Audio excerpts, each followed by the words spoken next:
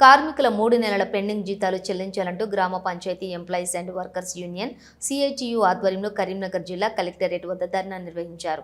అనంతరం అదనపు కలెక్టర్ లక్ష్మీ కిరణ్కి వినతి పత్రం అందించారు. ఈ సందర్భంగా మాట్లాడుతూ పండగ పూట కూడా పంచాయతీ కార్మికులు పస్తులు ఉండాలా అని ప్రభుత్వాన్ని ప్రశ్నించారు.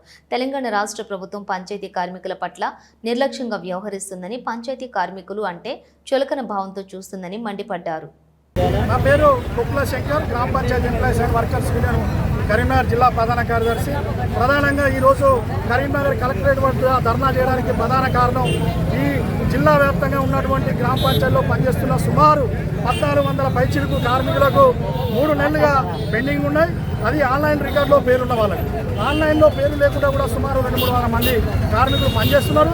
వాళ్లకు 8 నెలల నుండి 10 నెలల వరకు కూడా మరి వాళ్ళ వేతనాలు పెండింగ్ ఉన్నాయి. ఇవాళ తెలంగాణలో అతిపెద్ద సద్దుల బతుకమ్మ దసరా పండుగ, ఒక పక్క ఉత్సవాలు జరుపుతున్న ప్రభుత్వం ఇవాళ మొత్తం పల్లెలు పరిశుభ్రంగా ఉండాలంటే పల్లెల్లో ప్రజలకు నీరు కానీ, భూమికి కాలువలు కానీ, లైటింగ్ కానీ, ఇవాళ బతుకమ్మల ఆడకాడ కూడా శుభ్రం చేసేది ఈ గ్రామ పంచాయతీ కార్మికులు.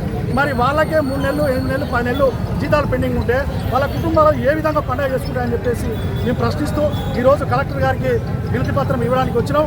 ఇప్పటికైనా ప్రభుత్వం పెండింగ్ జీతాలు వెంటనే చెల్లించాలి, మల్టీపర్పస్ వర్కర్ విధానాన్ని రద్దు చేయాలి, ప్రతి కార్మికుడు పిఎఫ్, ఈఎస్ఐ సదుపాయం అందించాలి.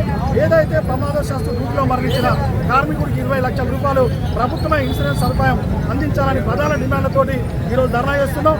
అవసరమైతే జిల్లా వ్యాప్తంగా, రాష్ట్ర వ్యాప్తంగా కూడా మొత్తం పంచాయతీ కార్మికులు మరో సమ్మె పోరాటానికి వెళ్తారని తెలియజేస్తూ కుప్ల శంకర్, జిల్లా ప్రధాన కార్యదర్శి.